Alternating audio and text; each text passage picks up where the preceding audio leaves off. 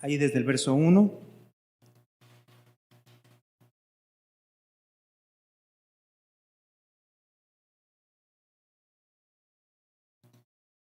Verso 1 dice así la palabra del Señor. Voy a darle lectura del 1 al 10.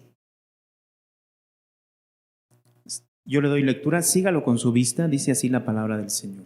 Estamos en el libro de Josué, capítulo 9, verso del 1 al 10. Dice, cuando oyeron estas cosas, los reyes que estaban al este, a este lado, del Jordán, así en las montañas como en los llanos, y en toda la costa del mar grande delante del Líbano, los heteos, amorreos, cananeos, fereceos, heveos y jebuseos, se acercaron para pelear contra Josué e Israel.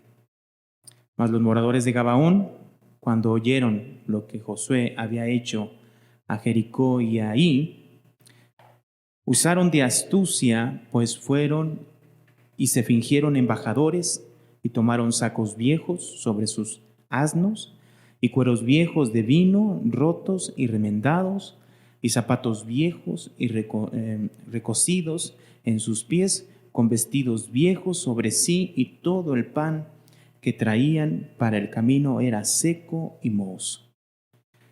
Y vinieron a Josué al campamento de Gilgal y le dijeron a él y a los de Israel: nosotros venimos de tierra muy lejana, haced pues ahora alianza con nosotros. Y los de Israel respondieron a los heveos: quizás habitáis en medio de nosotros.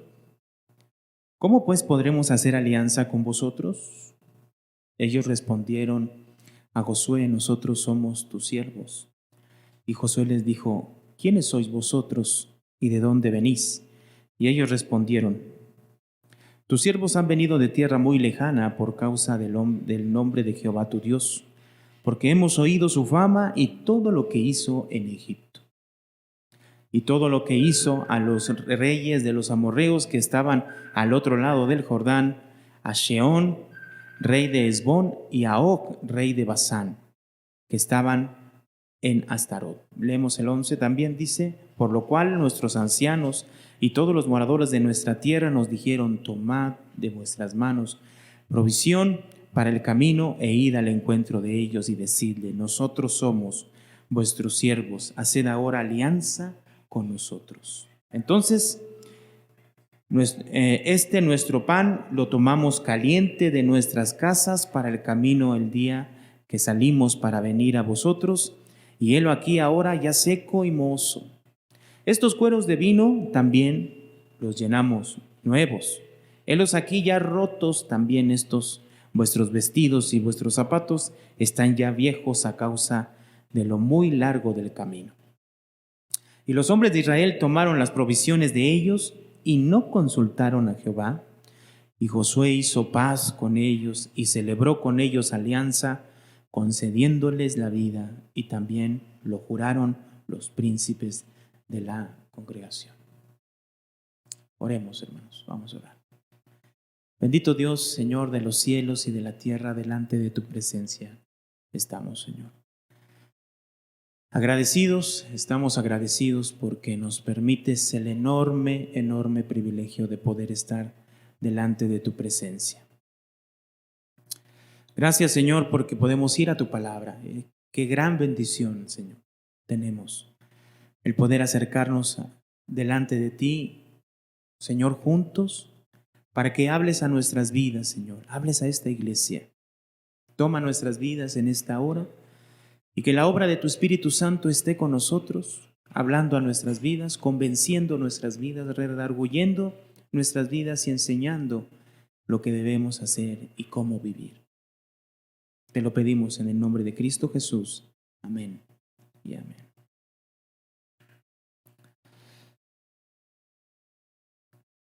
Es interesante este capítulo 9, ya vamos avanzando en la meditación de este libro de Josué. Y yo creo que ha sido claro el libro de Josué. Yo creo que tenemos que recordar lo siguiente. Pusimos algunas bases. Cuando nosotros comenzamos el libro, pusimos algunas bases para darnos cuenta a qué se refiere este libro. Y dijimos lo siguiente: este libro ciertamente, como lo menciona el libro de Levítico capítulo 18, nos habla acerca de la conquista para la tierra de Canaán. Esa tierra de Canaán que Dios había prometido a Abraham, a Isaac y a Jacob. Y con el motivo de llevar a este pueblo a la tierra de Canaán, lo sacó de Egipto. Entonces esta tierra de Canaán, en cierta manera, estábamos nosotros mencionando las ocasiones anteriores, se tiene que ver desde dos sentidos. Primero, es el lugar a donde le mostraba la palabra de Dios y sobre todo el libro de Deuteronomio, hablando de la tierra que fluye leche y miel. Esa tierra es la tierra de Canaán. Para nosotros dijimos que es en realidad el lugar donde nosotros vamos a estar con Cristo Jesús. Hablamos acerca de la transformación de nuestros cuerpos, hablando acerca de la glorificación. En primer sentido, ese sería el Canaán para nosotros. Pero la realidad es que cuando entramos al libro de Josué, nos encontramos con que ellos tenían que conquistar. Y ellos iban a la guerra. Eso significa entonces que este Canaán también simboliza al mismo tiempo un lugar de lucha, de guerra. Y si a la vez simboliza un lugar de lucha y de guerra, en este sentido no se refiere al sentido cuando nosotros seamos glorificados en Cristo Jesús, sino que se refiere a nuestras vidas actuales en este momento. Mencionábamos los días anteriores, ya somos salvos, ya tenemos la vida eterna, ya estamos en el reino de Dios, pero todavía falta esa perfección que será en Cristo Jesús. Por lo tanto, mientras llega esa perfección, nosotros aquí lo que estamos haciendo y lo que nos dice la Biblia es que estamos luchando. En base a eso, este Canaán representa el mundo. Decíamos lo siguiente: muchos pueden interpretar que ese Canaán es el lugar donde tenemos que ir a predicar, y no es así. Ciertamente, nosotros vamos al mundo a predicar. El libro de Juan, capítulo 17, dice el Señor orando al Padre que está enviando a todas aquellas personas, ¿no? Nosotros los están enviando al mundo. Están en el mundo, pero no son del mundo, pero los envía al mundo, ¿sí? Pero ese mundo, en este caso, en la tierra de Canaán, no es el mundo en el sentido de ir a predicar el evangelio, no. ¿Qué significa? Ese Canaán es un lugar de lucha donde vamos a conquistar.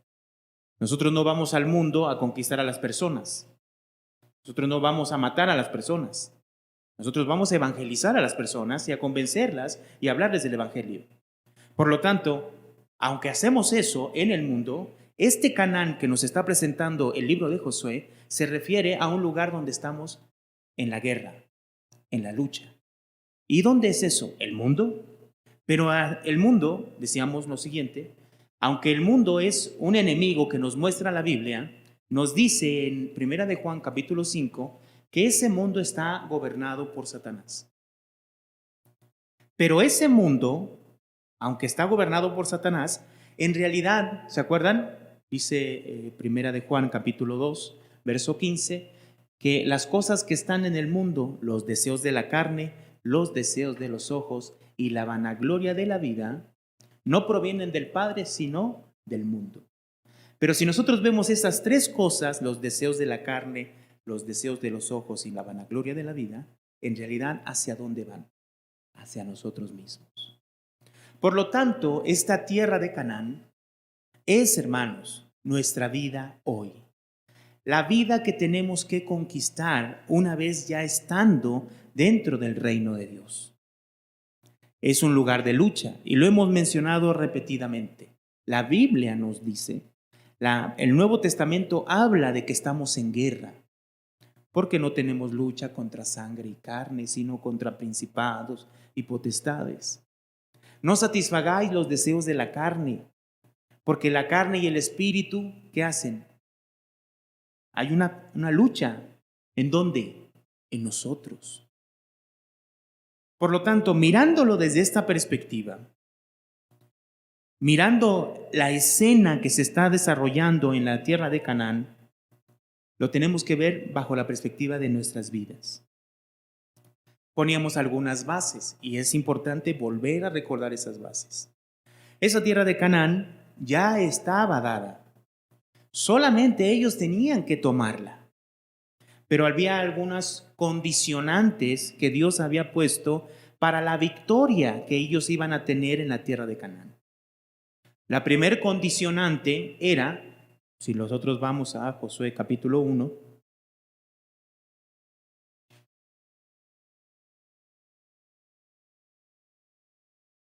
Josué capítulo 1, verso 7 y 8, aunque estas palabras son para Josué, se aplican en realidad para todo el pueblo.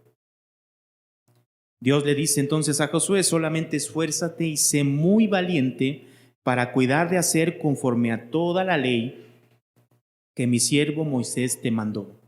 No te apartes de ella ni a diestra ni a siniestra, para que seas prosperado en todas las cosas que emprendas.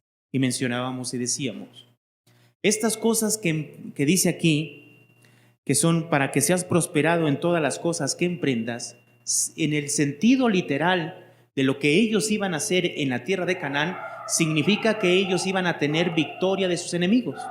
¿Sí me explico, hermanos? No lo tendríamos por qué interpretar de otra manera. Viéndolo en el pasaje, viendo el contexto del pasaje, lo que está diciendo Dios es que si ellos hacen conforme a la ley de Moisés y no se apartan de ella ni a diestra ni a siniestra, entonces Dios les iba a dar victoria de sus enemigos. Si vemos el verso 8, dice: nunca se apartará de tu boca este libro de la ley, sino que de día y de noche meditarás en él. ¿Con qué razón? Para que guardes y hagas conforme a todo lo que en él está escrito. Porque entonces harás prosperar tu camino y todo te saldrá bien. Volvemos a lo mismo. Harás prosperar tu camino y todo te saldrá bien, bajo el contexto inmediato del libro, significa que ellos iban a tener victoria de sus enemigos e iban al mismo tiempo a tomar posesión de la tierra que Dios les estaba dando. Vuelvo a insistir, no tendríamos nosotros por qué interpretar esto de otra manera. Entonces, si ellos no se apartaban de la ley de Dios, si ellos tenían esa ley de Dios y meditaban en ella día y noche y la cumplían, entonces Dios les estaba garantizando la victoria de sus enemigos. Ahora, aparte de eso, en el capítulo 5, acompáñame por favor.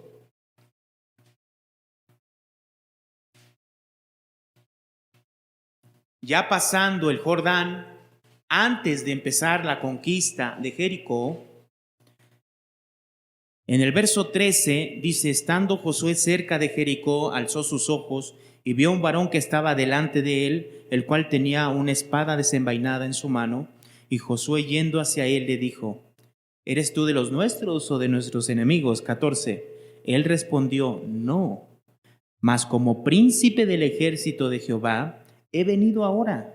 Entonces Josué, postrándose sobre su rostro en tierra, le adoró y le dijo: ¿qué dice mi señor a su señor? ¿Qué es lo que está haciendo y reconociendo Josué con esta actitud que está tomando? Nosotros tenemos que pensar una vez más. Ellos iban a conquistar la tierra y se presenta este varón delante de el pueblo y delante de Josué y le dice, en otras palabras, vamos a tratar de explicar estas palabras de esta manera. No es por tu fuerza, no eres tú, ni tu poder de guerra, ni las armas de guerra que tienes, no es por los muchos hombres que tienes de guerra, yo soy quien les va a dar la victoria. Yo soy quien los va a dirigir para poder vencer. En este caso, ¿quién era este varón? Es Dios mismo, dirigiendo al pueblo para que el pueblo tuviera victoria. ¿Qué sucede en el capítulo 6? Si nosotros ya meditamos el capítulo 6, Dios le da exactamente las instrucciones para que ellos pudieran vencer y derribar, y en este caso conquistar la ciudad de Jericó.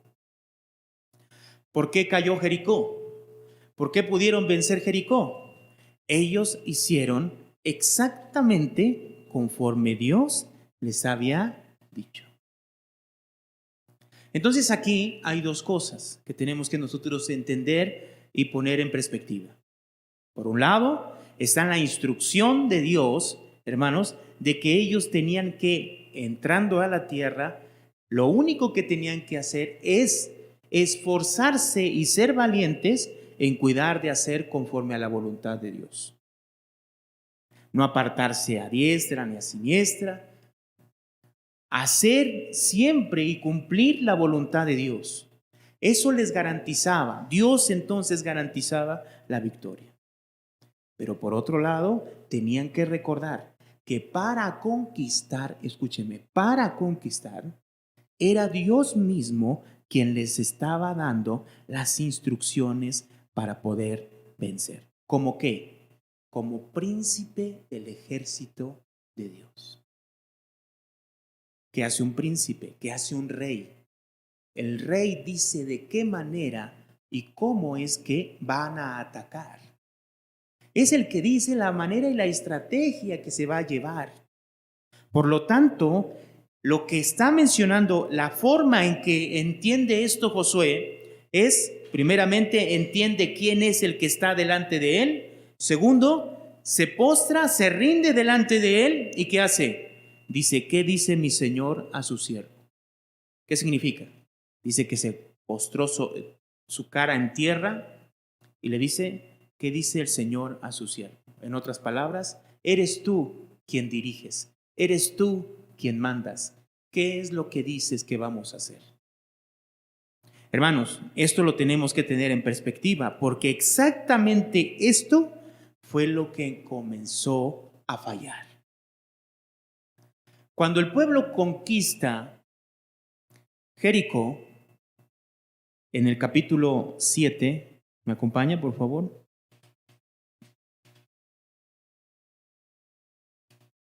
Dice el verso 1, pero los hijos de Israel cometieron una prevaricación en cuanto al anatema, porque Acán, hijo de Carmi, hijo de Sabdi, hijo de Sera, de la tribu de Judá, tomó del anatema y la ira de Jehová se encendió contra los hijos de Israel.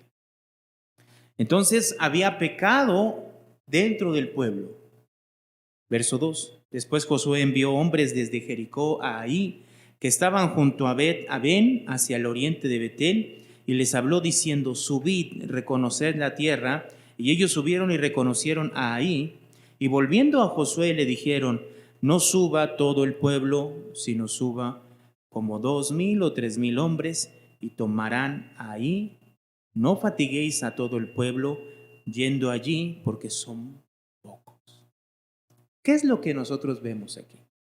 De hecho, nosotros en el verso 4 dice, y subieron allá del pueblo como 3,000 hombres. ¿Qué significa? Entonces, significa que Josué escuchó la voz de estas personas que fueron a reconocer la tierra y su estrategia de ellos, ¿qué era? Es un pueblo, un pueblo fácil de conquistar. ¿Cuál era el problema, hermanos? El problema aquí radica en qué? En que ya Dios les había dicho que ellos tenían un príncipe que iba delante de ellos y es el que les iba a decir de qué manera tenían que vencer. Entonces ellos, yo les mencionaba el día domingo, con arrogancia y altivez, pensando que ellos habían tenido victoria, ¿qué hacen? Ellos mismos dictan la manera en que se debe de pelear y cómo se debe de hacer. pensando ellos que la victoria había sido por sus fuerzas. Qué raro, qué rápido se puede olvidar que Dios le dio una estrategia de dar vueltas y que por dar vueltas se derriban unos muros donde vivía la gente. ¿Cuánto le gusta que había pasado? ¿Unos días? ¿Cómo se te puede olvidar esa escena donde tú, un pueblo que no eres guerrero, un pueblo que ya sabías tú de antemano que esos pueblos que estaban en Canaán eran muchísimo más fuertes? Eran personas y personas de guerra. Por lo tanto, nosotros tenemos que entender, hermanos, que qué tan sencillo es, fíjense, qué tan rápido puede ser que se nos olvide a nosotros que el que en realidad, en quien en realidad está la victoria para nuestras vidas o para la vida del pueblo en este lugar, era Dios mismo. Y cómo una persona puede, o un pueblo, puede sentirse fuerte, puede sentirse poderoso. ¿Por qué? Porque Dios le dio una victoria y en vez de reconocer que Dios le dio la victoria, no. En realidad ellos a través de esta actitud están reconociendo que los que en realidad tuvieron la victoria y por quien tuvieron la victoria era ¿por quién? Por ellos.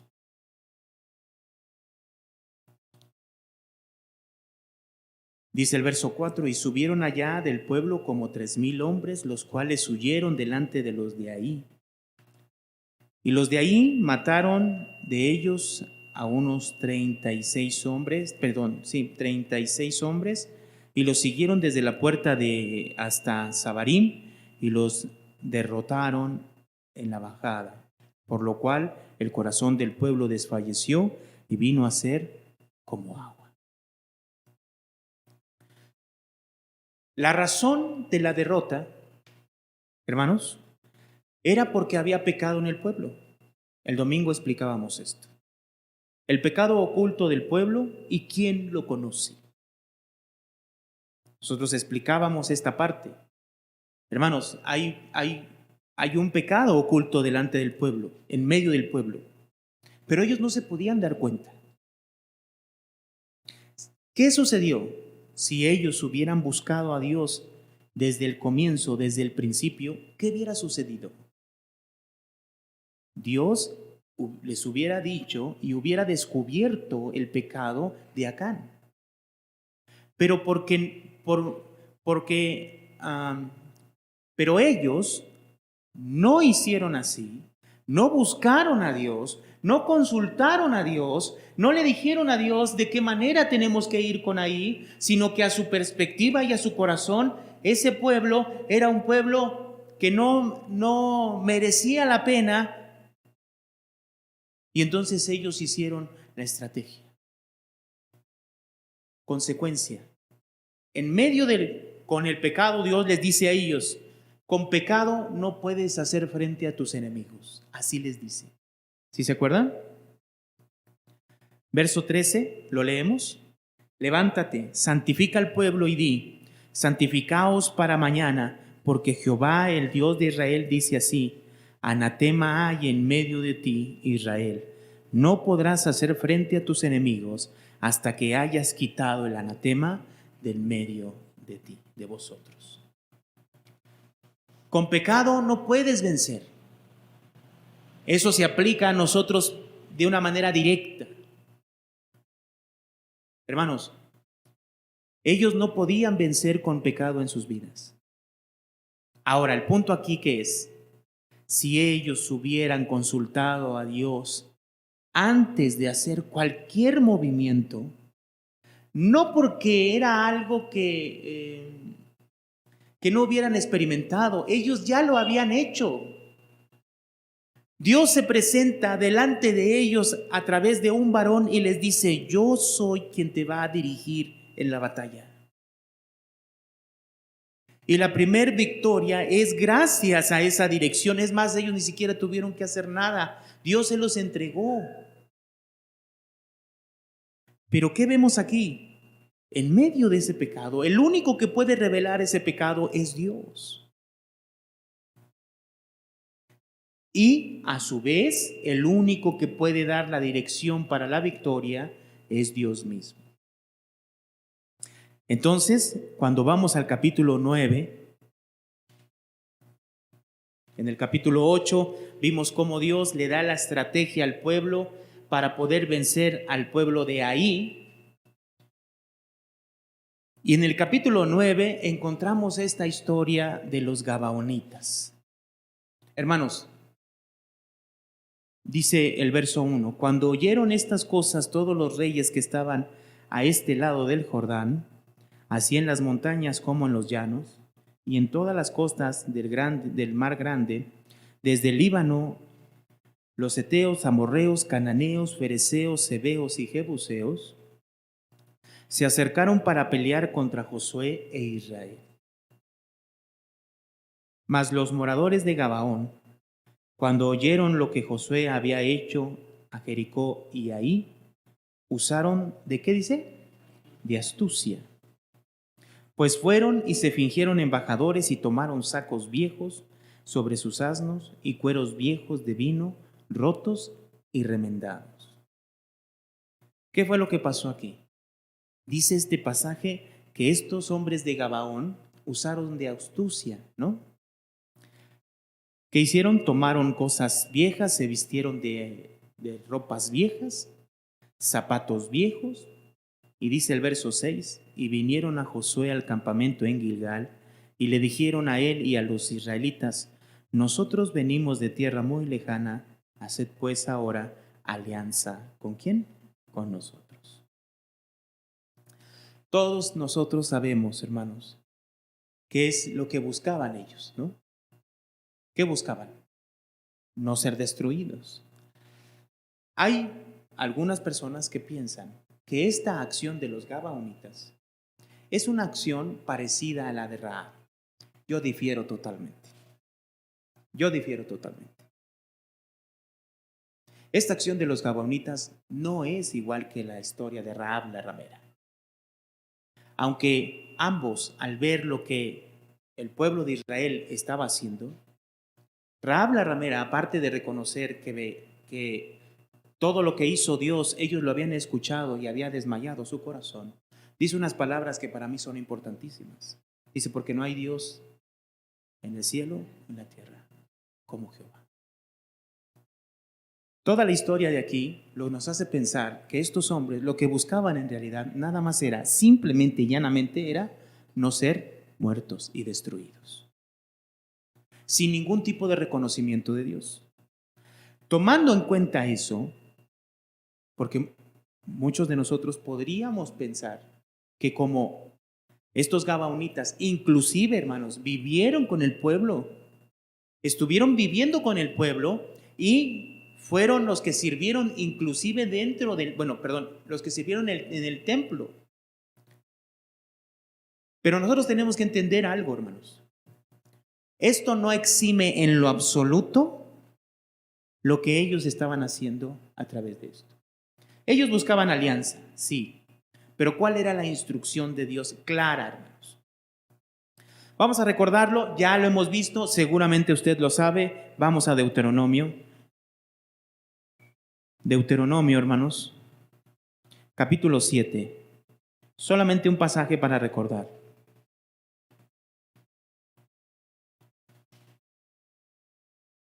Dice el verso 1, cuando Jehová tu Dios te haya introducido en la tierra en la cual entrarás para tomarla, y haya echado de delante de ti a muchas naciones, al Eteo, al Gergeseo, al Amorreo, al Cananeo, al Fereceo, al Heveo, al Jebuseo, 7 naciones mayores y más poderosas que tú, y Jehová tu Dios las haya entregado delante de ti y las hayas derrotado, las destruirás del todo.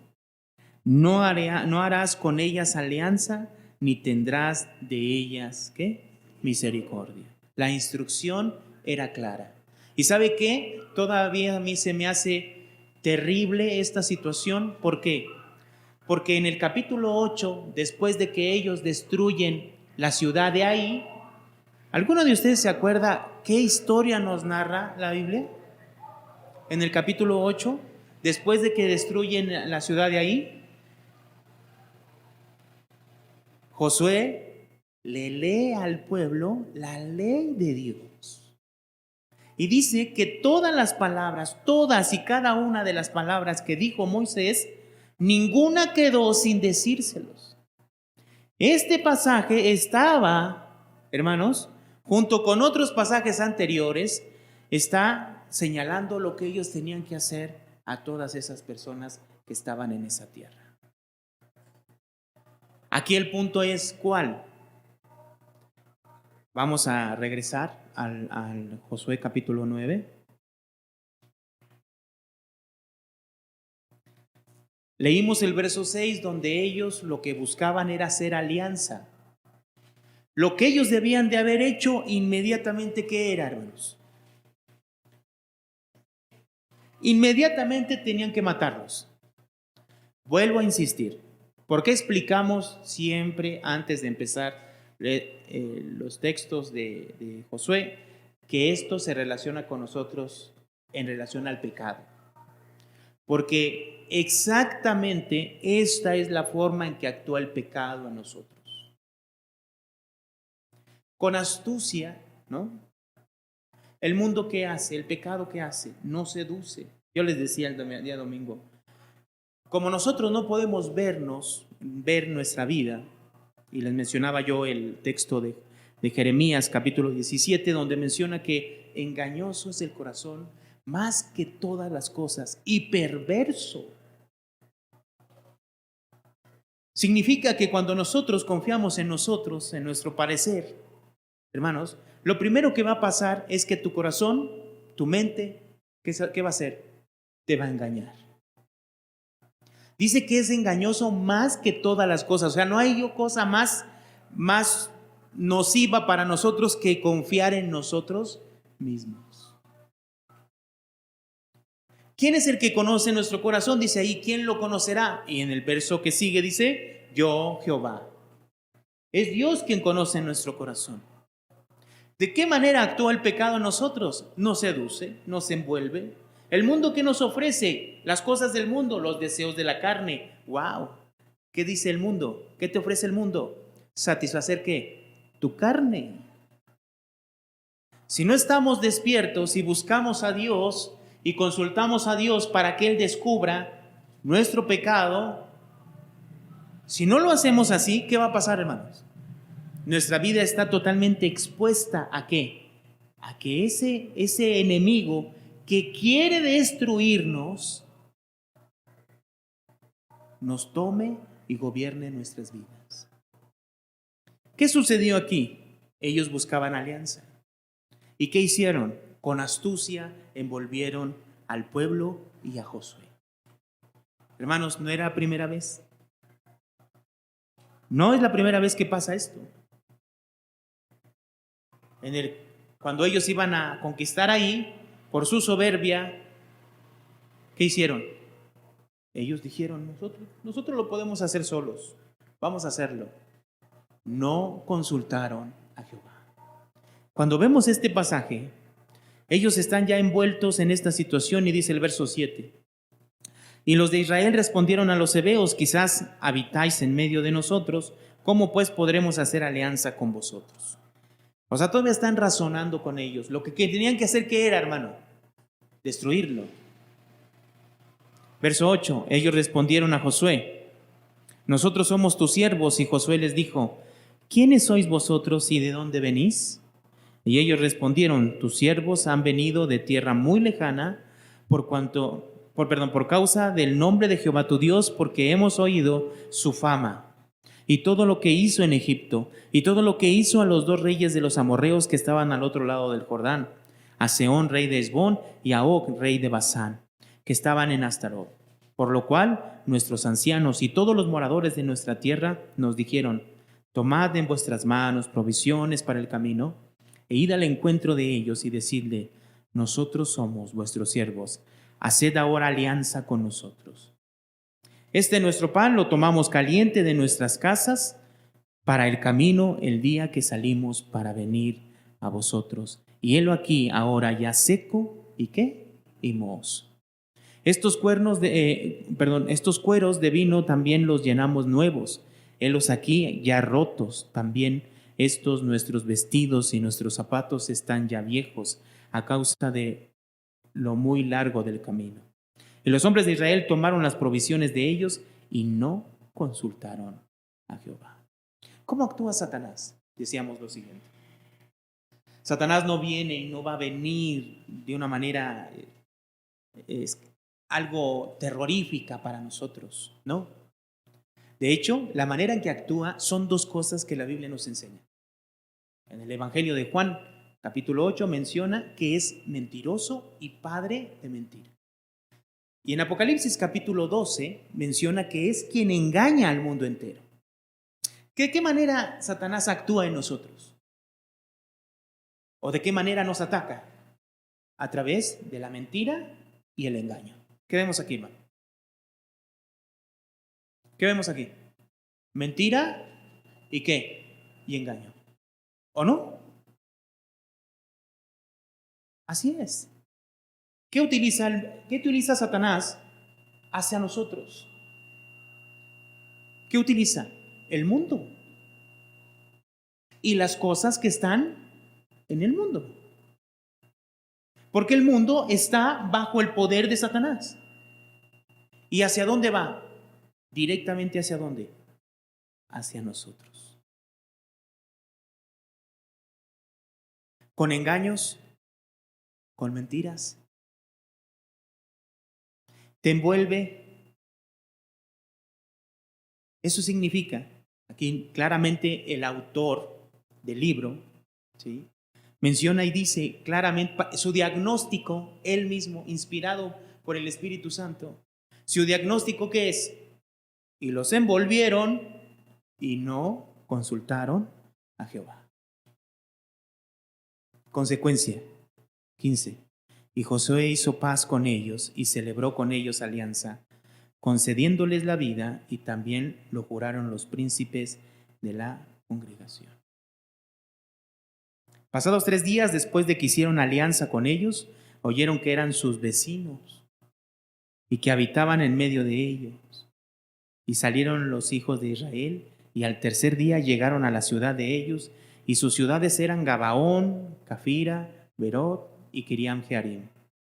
Y no los mataron los hijos de Israel, por cuanto los príncipes de la congregación les habían jurado por Jehová, Dios de Israel, y toda la congregación murmuraba contra los príncipes. Mas todos los príncipes respondieron a toda la congregación: nosotros les hemos jurado por Jehová, Dios de Israel, por tanto, ahora no les podemos tocar. Esto haremos con ellos, les dejaremos vivir para que no venga ira sobre nosotros por causa del juramento que les hemos hecho. Dijeron pues de ellos los príncipes, dejadlos vivir, y fueron constituidos leñadores y aguadores para toda la congregación, concediéndoles la vida según les habían prometido los príncipes. Y llamándolos Josué les habló diciendo: ¿por qué nos habéis, qué dice, hermano? Engañado, diciendo: habitamos muy lejos de vosotros, siendo así que moráis en medio de nosotros. Ahora pues, malditos sois, y no dejará de haber de entre vosotros siervos, y quien corte la leña y saque el agua para la casa de mi Dios. ¿Qué significa esto? ¿Qué historia es esta? Hermanos, ¿qué vemos? Hay 2 cosas que tenemos que poner atención. La Biblia enseña que para la victoria, ellos tenían que entonces solamente enfocarse en guardar, en vivir, en obedecer la ley de Dios. Y entonces Dios los iba a prosperar en su camino. ¿Qué significa? Les iba a dar victoria de sus enemigos. Pero al mismo tiempo, en la práctica, escúcheme, en la práctica, Dios iba dirigiéndolos personalmente en cada batalla que ellos iban a tener. ¿Sí me explico? Hay dos cosas que son importantísimas en el libro. Primero, tenían que vivir bajo la ley de Moisés. Y tenían que vivirla todos los días, día y noche tenían que meditar en ella. Pero en el diario, batallar en la diaria guerra que ellos tenían que vivir, ellos tenían que consultar a Dios en cada una de esas cosas. Son dos cosas distintas, pero a la vez son la misma.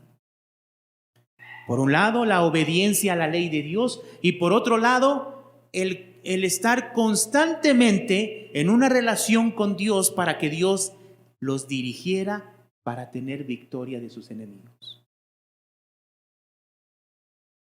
Eso significa, hermanos, que tanto la ley, el guardar la ley de Dios, significa en la práctica buscar continuamente y consultar, en este caso a Dios, para todo lo que ellos iban a vivir en esa tierra. Esa tierra significa nuestra vida. Significa que nuestra vida, que está en guerra todos los días, ¿qué necesita? Las instrucciones de Dios. ¿Cuándo, hermanos? ¿Cuándo? Yo estaba tratando de investigar acerca de algunos puntos de vista de algunos teólogos acerca de este punto. Y la mayoría de ellos, algunos de ellos, y la gran mayoría, hablaba de consultar a Dios para las cosas difíciles. Miren nada más. ¿Cómo ves esto? Decían algunos, es que hay que consultar a Dios en las cosas complicadas, en las cosas difíciles. Pero ¿cuál es el punto aquí? No estaban ellos hablando de las cosas difíciles. Era su día a día. ¿A qué iban? A la guerra. Iban a la guerra. Y ya les había pasado antes. ¿Con quién? Con la ciudad de ahí. Por no consultar a Dios, no se dieron cuenta del pecado que había en el pueblo y entonces fueron derrotados. Ahora que vemos, por no consultar a Dios, le perdonan la vida a un pueblo que tuvo que vivir en medio de ellos. ¿Sabe qué significaba eso? ¿Sabe cuál es el punto aquí? Ese pueblo que era adorador de otros dioses, ese pueblo que tenía costumbres distintas a ellos, ¿sabe qué? Se mezcló con el pueblo. Dígame usted qué pasó. Pasado el tiempo, esos dioses que estaban en medio de ellos, esas personas que estaban adorando a otros dioses en medio de ellos, porque ellos no adoraban a Jehová. Porque no dice aquí, nosotros entonces adoraremos a Jehová, ¿o dice así? No. Se mezclaron en medio del pueblo y la siguiente generación y los hijos de sus hijos, entonces crecieron, ¿qué? En medio de esa adoración de sus hijos. Eso es lo que Dios les había dicho. Por eso hay que exterminar el pecado. Por eso hay que exterminar a esas personas. Por eso, cuando nosotros le perdonamos la vida, hermanos, a nuestras pasiones, a nuestros deseos, cuando no controlamos y no destruimos lo que sentimos, lo que viene a nuestra mente y dejamos que pase, eso es lo que va a pasar. Va a conquistar nuestras vidas, nos vamos a mezclar y nuestra vida va a empezar a vivir de esta manera. No hagas alianza. Hermanos, termino con esto. Vamos a Primera de Crónicas,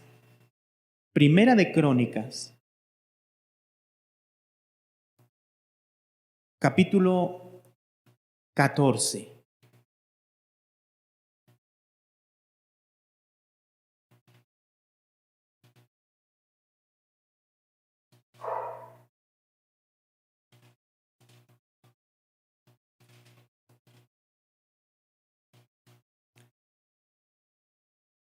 Dice el verso 8.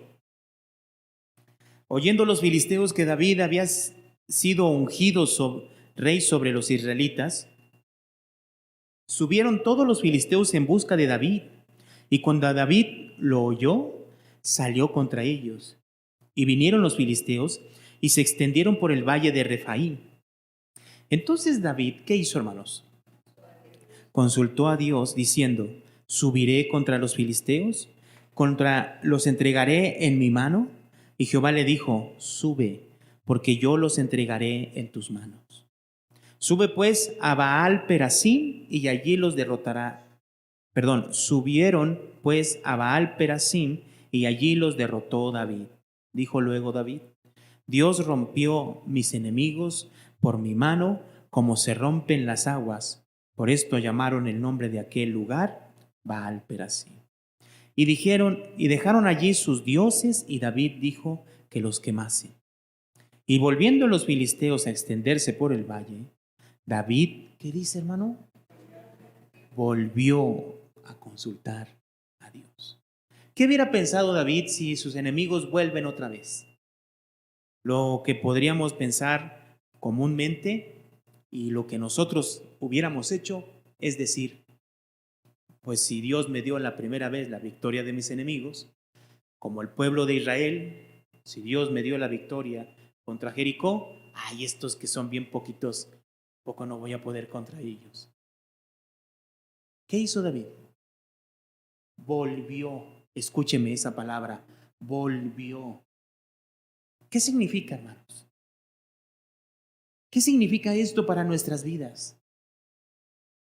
¿Cuántas veces, hermanos, tenemos que estar buscando a Dios? Todo el tiempo.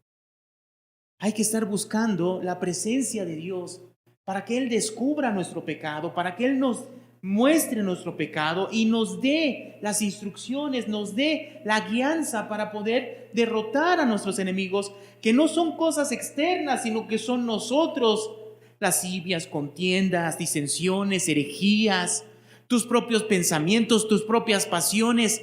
Es por eso que tenemos que buscar a Dios en todo momento. Por eso la palabra de Dios debe de estar en nuestras vidas presente, ¿cuándo? Día y noche.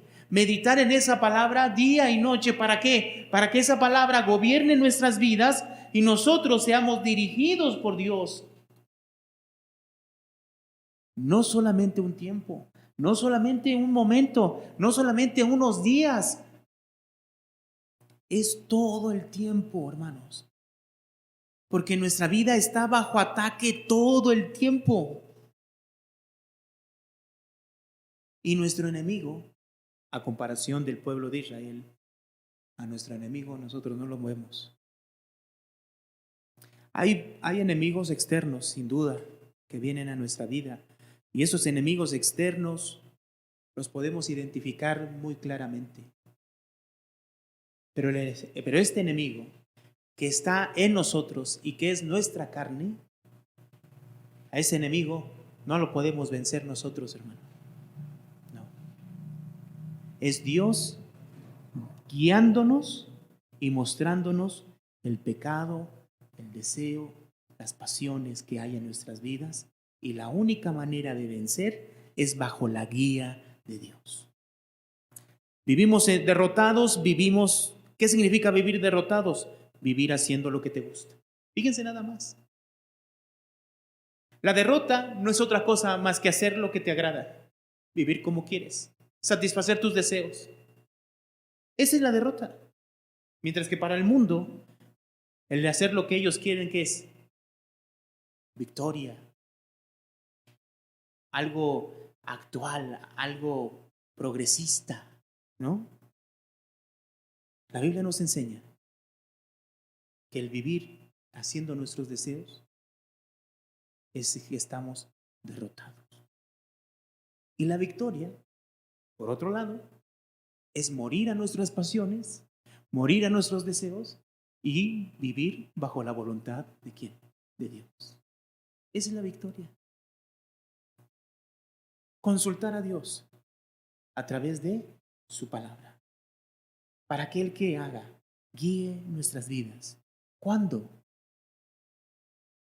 Siempre, hermanos. Oremos.